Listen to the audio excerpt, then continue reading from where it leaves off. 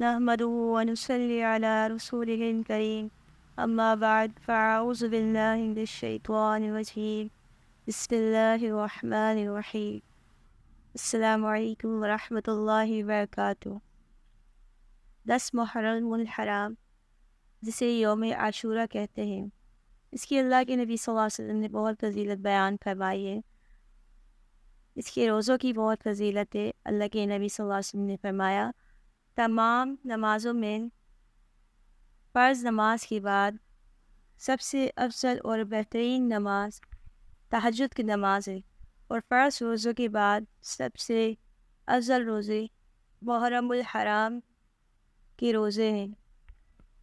اسی طرح ایک اور مسلم اور ترمذی کی حدیث ہے کہ اللہ کے نبی صلی اللہ علیہ وسلم نے فرمایا، یوم عاشورہ کا روزہ یعنی 10 محرم الحرام کے روزے کے بارے میں اللہ سے امید کرتا ہوں کہ وہ گزشتہ ایک سال کے گناہوں کا کفارہ بن جائے گا۔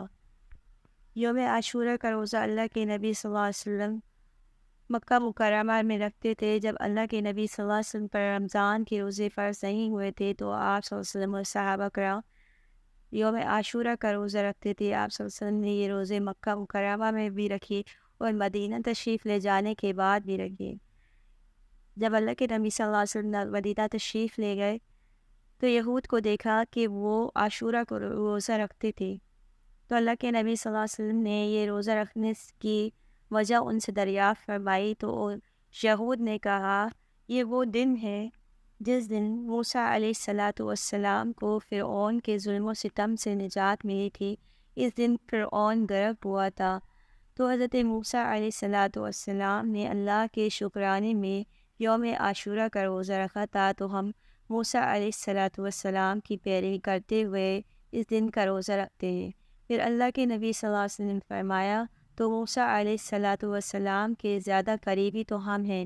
پھر اللہ کے نبی صلی اللہ علیہ وسلم نے صحابہ کرام کو یہ روزہ رکھنے کی تاکید فرمائی اور اس روزہ رکھنے کا حکم دیا۔ پھر اللہ کے نبی صلی اللہ علیہ وسلم اور صحابہ کرام مدینے میں بھی اس روزے کو رکھتے تھے۔ پھر جب اللہ کے نبی صلی اللہ علیہ وسلم کی حیات طیبہ کے آخری دن آئے، آخری سال تھا، تو اللہ کے نبی صلی اللہ علیہ وسلم نے فرمایا کہ آئندہ سال اگر میں زندہ رہا تو 9 محرم الحرام کا روزہ رکھوں گا، اور ایک اور حدیث میں یہ بھی ہے کہ 9 اور 10 کا روزہ رکھیں گے۔ لیکن اس کے بعد اللہ کے نبی صلی اللہ علیہ وسلم وفات پا گئے، تو حضرت ابن عباس رضی اللہ عنہ فرماتے ہیں کہ یہود کی مخالفت کرو اور 9 اور 10 کا روزہ رکھو۔ تو آپ بھی سنت کی پیروی کریں اور یوم عاشورہ کا روزہ رکھیں۔ اللہ تعالیٰ ہم سب کو عمل کی توفیق دے۔ السلام علیکم ورحمۃ اللہ وبرکاتہ۔